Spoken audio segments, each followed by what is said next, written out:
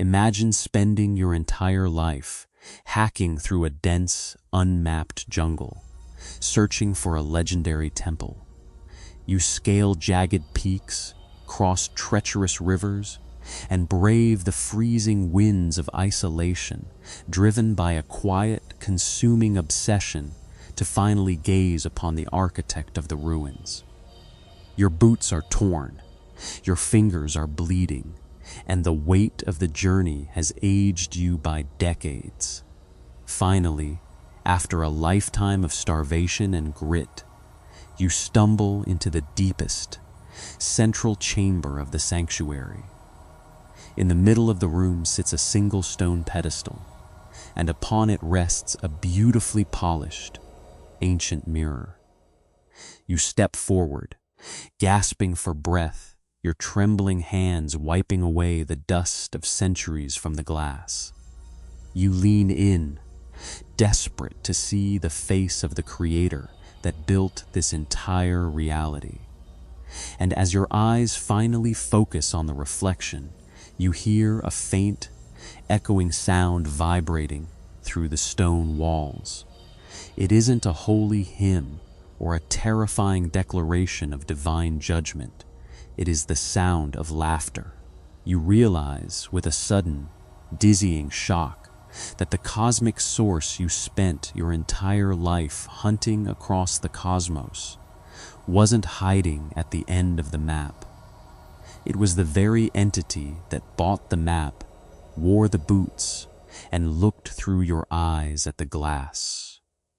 You are the detective who arrived at the crime scene only to realize that your own fingerprints are on the weapon, and that you have been trailing your own shadow for an eternity.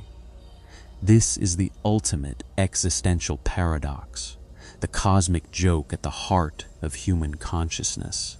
We treat our search for meaning, for God, for the fundamental fabric of reality, as an outward expedition across space and time. But what if the mechanics of awareness make it physically impossible to find the source objectively?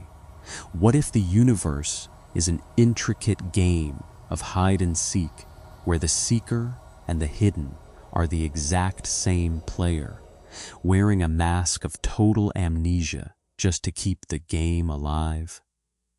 To understand how we became the victims of this magnificent trick, we must first examine the architecture of human curiosity. From the moment we develop a functioning ego, we are built to look outward. We treat our minds like a passive camera crew stationed inside a leather-bound skull, pointing our lenses at a massive, pre-existing landscape called the world. We look at the mountain, the stars, the oceans, and our fellow human beings, and we instinctively assume a structural division. There is the observer in here, and there is the observed out there. Driven by this perceived separation, a deep systemic homesickness awakens within the human psyche. We look out at the cold, silent mechanics of the universe and feel a profound sense of isolation. We want to know where we came from, why the gears of reality are turning, and what foundational intelligence authorized our existence. This yearning is the hidden engine behind our greatest achievements. It is why we build particle accelerators to smash matter into microscopic dust, hoping to catch a glimpse of the God particle. It is why we launch deep space telescopes into the freezing void of the night sky, begging the distant galaxies to whisper the secret of their origin. We act like an orphan wandering through a vast, automated mansion, searching every closet, every basement, and every attic for the parent who built the house. But as our science matures and our philosophy deepens, we run face first into an unsettling structural wall. In the early decades of the 20th century, the pioneers of quantum mechanics attempted to isolate the fundamental building blocks of objective reality. They wanted to strip away the human element and observe the universe in its raw, unadulterated state. They pointed their instruments at the smallest subatomic particles, expecting to find solid, predictable bricks of matter acting independently of human perception. Instead, they discovered a ghost world. The subatomic particles refused to solidify until an observer looked at them. In the absence of an observing eye, matter dissolved into a fluid wave of mathematical probabilities, a cloud of potential that existed everywhere and nowhere at the same time. The moment a human consciousness looked through the microscope, the wave collapsed into a concrete particle. The implication was immediate, radical, and deeply uncomfortable for classical science. The observer is not a passive tourist taking snapshots of an external world. The observer is an active, structural participant in the construction of reality. You cannot peel consciousness away from the universe to see what the universe looks like when you aren't there. This realization permanently alters the trajectory of our search for the source. If the universe requires your awareness to manifest its physical form, then the boundaries between the internal self and the external world are an illusion. The mansion you are wandering through is not an automated, independent structure. It is a living, kinetic sculpture that is being actively rendered by your own perception. You are searching the rooms for the architect, completely blind to the fact that the walls are changing shape based on the movement of your own thoughts. This structural entanglement introduces a profound psychological conflict into our daily lives. We spend our days carrying a deep, unexamined anxiety about our own significance. We worry about our reputations, our financial security, and our mortality, feeling like fragile, accidental bioproducts of a massive cosmic machine that wouldn't notice if we disappeared tomorrow. We treat ourselves as the insignificant audience watching a grand cosmic show. But when you sit in absolute stillness and trace this anxiety back to its source, the narrative begins to crack.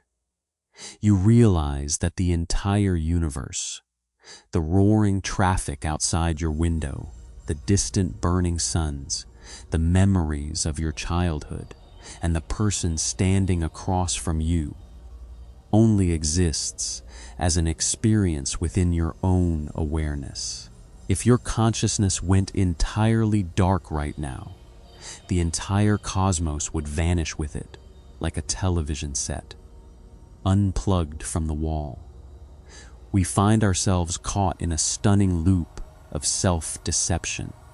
We use our own infinite power of awareness to render a hyper-realistic simulation of a hostile external universe, and then we spend the rest of our lives panicking about how small we are within the simulation we are actively projecting. We are like a brilliant novelist who writes a terrifying horror story, gets frightened by the monster on page 50, and forgets that they are the one holding the pen. This brings us to the edge of an unsettling, ancient mystery. If the outward search for the source is a structural impossibility, if every microscope and telescope we build simply reflects our own act of observation back at us, then how do we solve the riddle of existence? What happens when the seeker grows tired? of looking at the horizon, stops the outward expedition entirely and decides to turn the lens of attention 90 degrees backward. What happens when awareness attempts to look directly at itself? Turning the lens of attention backward is the most unnatural act a human being can perform. Your nervous system is structurally wired for exterior projection. Your eyes are built to gather light from the horizon. Your skin is designed to register impact from external surfaces, and your thoughts are trained to manipulate concepts, memories, and objects that exist outside the current moment. The mind operates like a high-powered flashlight, illuminating everything it points toward, while leaving its own source shrouded in total, absolute darkness. When you attempt to shine that flashlight back onto itself, you encounter a profound, jarring resistance. If you close your eyes right now and try to locate the entity you call myself, you will immediately begin to grasp the mechanics of the cosmic joke. You search your physical form. You feel the weight of your body pressing against the chair, the rhythmic expansion of your lungs, and the subtle electrical hum of your nervous system. But if you observe closely, you realize that your body is merely an object appearing within your field of awareness. You can feel your hand, which means you are the witness of the hand, not the hand itself. You then retreat deeper into the fortress of your head, searching for the self among your thoughts. You encounter a chaotic parade of internal images, a restless monologue debating tomorrow's schedule, and a shifting weather system of subtle emotional states. But a thought that can be observed is no different from a cloud drifting across the sky. You are the sky, not the cloud. You are the quiet space within which the thought is born, noticed, and eventually forgotten. The closer you get to the center of your own existence, the more the seeker evaporates. You peel away your name, your biographical history, your social conditioning, your physical sensations, and your psychological habits, like the layers of an onion. You are looking for the solid core of your identity, the little driver sitting inside the machine. But when you pull away the final layer, you do not find a solid, golden nugget of selfhood. You find a vast, luminous vacancy. You find nothing. This is the exact point where the ego panics. When the mind looks into the center of its own awareness and encounters an absolute blank space, it misinterprets this vacancy as an existential threat. It feels like a terrifying black hole that will swallow your sanity, your personality, and everything you love.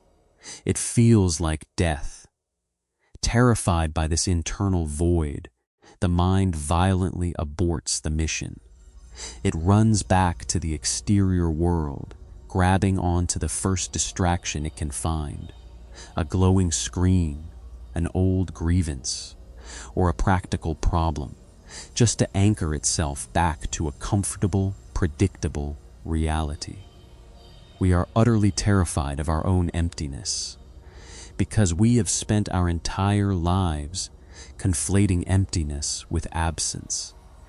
But if you possess the psychological courage to remain perched on the edge of that internal abyss without running away, a strange and beautiful shift in perspective begins to occur. You realize that the vacancy at the center of your being is not a dead, cold vacuum. It is a pregnant, hyper-alive stillness. It is a mirror that is so perfectly clear it has become invisible. The reason you cannot see the source of your consciousness is not because it is hiding in another dimension, or because you haven't studied enough philosophy. You cannot see it for the exact same reason your physical eye cannot gaze directly upon its own pupil without a reflection.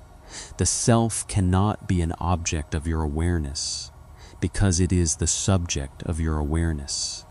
It is the absolute ground of reality within which all objects are rendered. This realization delivers the first devastating blow to our lifelong existential search. We realize that looking for the source of consciousness by using our thoughts is like a man running frantically around a theater, trying to find the light bulb that is projecting the movie onto the screen. He looks behind the curtain, he inspects the painted scenery, and he interviews the characters in the story, completely blind to the fact that the very light he is using to search the room is originating from the projector above his head. The movie is not holding the light is holding the movie. This understanding completely transforms our relationship with our personal struggles. Most people spend their lives attempting to fix their reality by manipulating the images on the screen. They believe that if they can just secure the perfect career, find the perfect partner, or build the perfect reputation, they will finally experience a state of permanent peace and alignment. They are trying to rewrite the script from inside the projection. But when you discover the silent, luminous void at the center of your own mind, you realize that you do not need to fix the images to enjoy the show. You are no longer trapped in the localized drama of the character you are playing. You are the light that makes the drama possible. The realization is liberating, but it immediately uncovers a deeper, more unsettling layer of the mystery. If the center of your mind is a vast empty mirror that has no shape, no name, and no history of its own, then whose awareness is this? Is the silent witness sitting inside your skull a private, individual soul? Or are we catching a glimpse of a singular, cosmic eye that is looking through every window at once? If you follow this interior thread to its absolute conclusion, you arrive at a historical crossroads where the world's most ancient philosophical lineages meet the cutting edge of non-linear mathematics. They point to a reality that our localized egos find almost impossible to accept. There are not billions of separate, private minds navigating this planet. There is only one mind, the vast, silent void you discover at the center of your consciousness is the exact same void that sits at the center of mine. To understand how one singular awareness can manifest as billions of distinct individuals, we must look at the geometry of a fractal. A fractal is a complex geometric pattern that looks identical across different scales. If you zoom in on a single branch of a fern, you find that its structure perfectly mirrors the shape of the entire plant. If you look at a single snowflake under a microscope, you discover that every microscopic crystalline arm is a miniature replica of the larger macrocosm. The whole is folded neatly into every single part. Human individuals are the fractal geometry of the cosmos. The universe did not create you as an external object, the way a carpenter builds a table from a piece of timber. The universe grew you the way an apple tree grows an apple, or the way the ocean throws up a wave. A wave is not a separate entity that has been trapped inside the sea. It is a temporary behavior of the entire ocean. For a few brief moments, the water rises, takes on a distinct form, catches the sunlight, and believes itself to be an independent, isolated phenomenon. But the water that makes up the wave was never separate from the depths below. Your ego is a wave that has forgotten it is the ocean. The cosmic source, possessing an infinite capacity for awareness, faced a unique creative dilemma. An infinite, uniform field of absolute consciousness would be a state of total, unmediated monotony. If you are everything, everywhere, all the time, there is no contrast. There is no surprise, no discovery, no mystery, and no love. To experience its own magnificence, the source had to divide itself. It had to invent a mechanism that would allow it to look back at its own architecture from a distance. It built a cosmic house of mirrors. It fractured its singular light through the biological prisms of 8 billion human nervous systems. Each brain acts as a highly specialized filter, narrowing the infinite field of universal consciousness down to a tiny, localized viewpoint. Your biographical memories, your unique cultural conditioning, your personal genetic code, and the specific wounds of your past are the tinting on the window. They are the custom-made constraints that force the singular creator of reality to pretend it is a specific, limited human being named Michael or Sarah or David. This is the depth of the cosmic joke, the very limitations you complain about. Your anxieties, your vulnerabilities, your specific location in time and space are the essential stage props that keep the grand illusion alive. The source is so deeply immersed in the performance that it has completely hypnotized itself.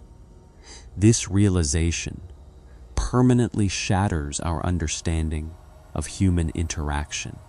We spend our lives treating other people as external variables. We view them as competitors to beat, critics to appease, or strangers to ignore. We build elaborate psychological walls to protect our fragile identities from the judgment of the world around us. But when the illusion of separation dissolves, you realize that when you look into the eyes of your worst enemy, or the stranger sitting across from you on a crowded train, you are not encountering a foreign entity.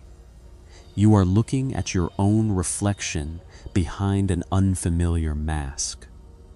You are catching a glimpse of the exact same underlying author, playing a different part, navigating a different set of constraints, and reading from a different script just to experience the thrill of connection. True compassion is not a moral duty that you force yourself to practice. It is the sudden, shocking recognition of yourself dressed in someone else's clothes. You realize that every act of cruelty you inflict on another is an act of self-mutilation, and every gesture of love you extend is a homecoming. This understanding shifts the entire weight of our existential anxiety.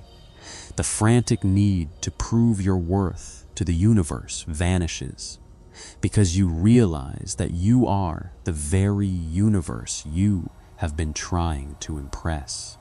The theater is entirely empty. The critic in the balcony and the actor on the stage are the exact same entity.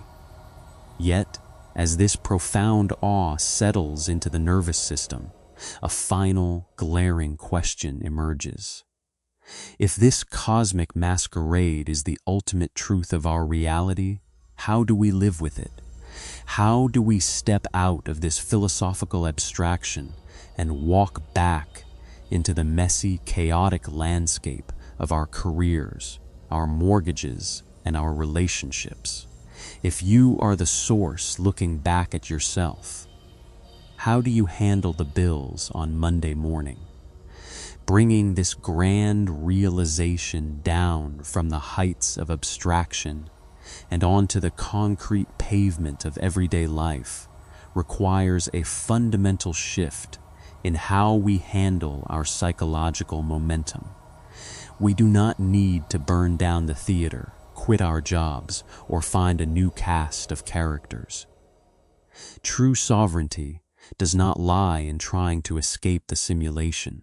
It lies in executing what world-class creators call a creative intervention.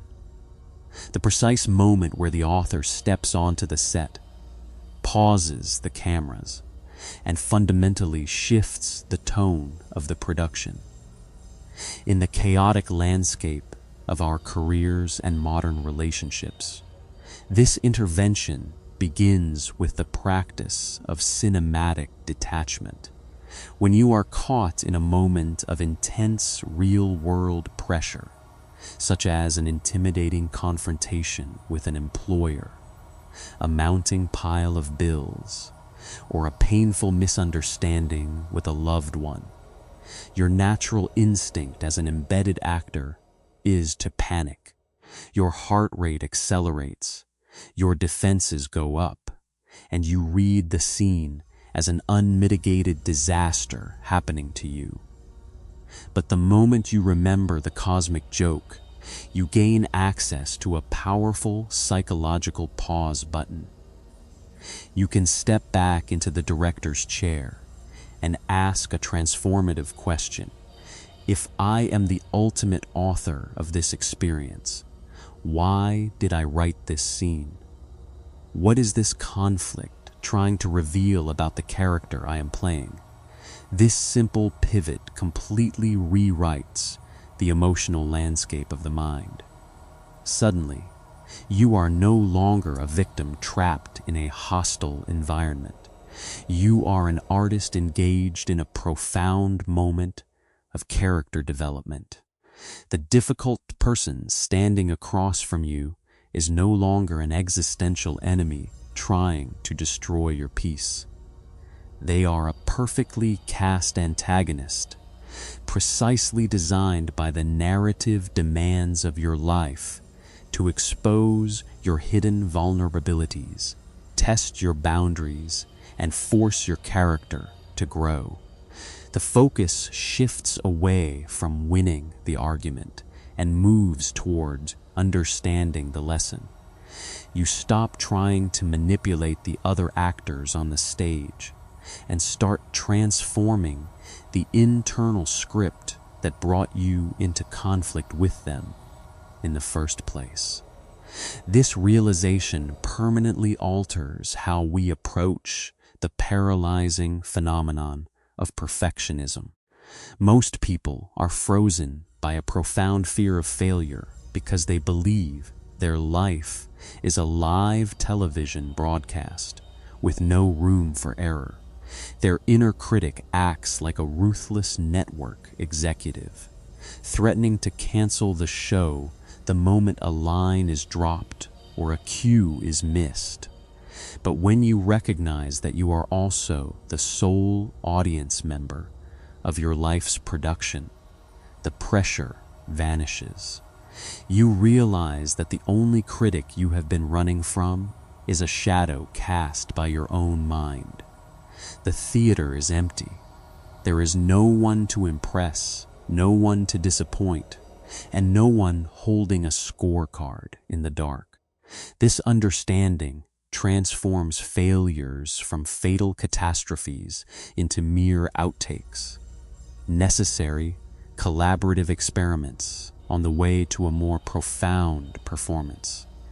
You allow yourself to experiment with new ways of being, to speak up when you would normally stay silent, and to walk away from roles that no longer serve your creative evolution. The script becomes elastic.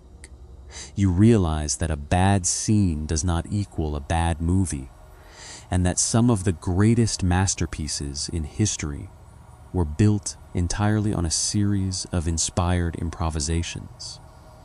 Furthermore, this perspective changes our relationship with the past. Many individuals carry a deep, quiet grief over previous chapters of their lives, constantly looking backward and wishing they could edit out old betrayals, missed opportunities, or embarrassing missteps. They treat these memories like a permanent stain on their record. But an author knows that a story's meaning is never determined by a single chapter. It is determined by the conclusion. A moment of profound tragedy or a devastating mistake in the first act of a film can become the very source of redemption, strength, and beauty in the third act. By changing who you are now, you retroactively change the meaning of everything that came before. You rewrite your history not by altering the facts, but by turning your old wounds into the essential backstory that made your current wisdom possible. This brings us to a radical new understanding of human autonomy. You are no longer required to play the role that your childhood, your culture, or your past traumas assign to you. You are not a mechanical puppet reciting lines written by a long-dead version of yourself. The moment you become aware of the theater, the power of choice returns to your hands. You can choose to rewrite the dialogue, shift the genre of your life from a tragedy to an adventure, and fire the internal critics who have been stifling your creative spirit from the balcony. But as we reclaim this creative sovereignty, we find ourselves standing on the edge of one final, breathtaking mystery. If we are the authors, the actors, and the audience of our own individual lives, what happens when our personal theaters intersect with the theaters of others? When we look out into the eyes of another human being, are we looking at a completely separate production? Or are we catching a glimpse of the exact same director, playing a different part on an infinitely larger stage? We spend our entire existence chasing connection, running across the stages of our separate worlds to find someone who can truly understand us. We build fragile bridges out of words, gestures, and shared glances, trying to peer through the windows of another person's fortress. Yet, despite our greatest intimacies, a persistent, quiet loneliness often lingers in the background. We return to the audience of our private minds, look out at the crowded theater of the world, and feel like an isolated island, a solitary consciousness trapped in a universe of strangers. But this profound isolation is only possible when we are completely hypnotized by the masks of the performance. The moment you trace consciousness back to its source, past the stumbles of the actor, past the frantic criticisms of the inner monologue, and into the absolute silence of the witness, the entire architecture of separation collapses. In the deepest recess of the auditorium, you discover something breathtaking. The light that illuminates your thoughts, your joys, and your secret sorrows is not a private, insular spark. It is the exact same light that illuminates the interior world of the person sitting across from you. There are not 8 billion separate theaters running independently in the dark. There is only one cosmic cinema, utilizing an infinite number of lenses to look at itself from every conceivable angle. When you look into the eyes of another human being, you are not encountering a foreign universe. You are looking at a mirror. You are catching a glimpse of the same underlying author, dressed in a different costume, reciting a different script, and navigating a different set of constraints. The stranger on the street, the adversary who challenges you, and the loved one who holds your hand are all variations of your own fundamental identity, playing their parts with total, immersive commitment to keep the grand illusion alive. True empathy is not the difficult intellectual act of trying to understand a stranger. It is the sudden, shocking recognition of yourself behind an unfamiliar mask. This realization delivers the final shattering blow to the ego's lifelong suffering. You no longer have to protect a fragile identity against a hostile world, because you realize that the world and the self are two sides of the same creative coin. The boundaries between the creator, the participant, and the observer dissolve completely into a state of profound, unshakable unity. You are the pen that writes the destiny, the feet that walk the path, and the eyes that weep at the beauty of the journey. We walk through the world with our eyes wide open, searching the horizon for a grand revelation, completely blind to the masterpiece we are actively rendering with every single breath. You do not need to wait for the curtains to fall to discover who you are. You do not need to finish the script, perfect the performance, or appease the critics in the balcony. Right here, in the middle of the noise, the chaos, and the unfinished business of your daily life, you can step back into the absolute stillness of your own presence. You can look out at the magnificent, unfolding drama of your existence with a sense of quiet, cinematic awe. The play is moving, the lights are burning, and the performance is spectacular. And the moment you remember who you are, you can finally sit back, smile into the dark, and simply enjoy the show.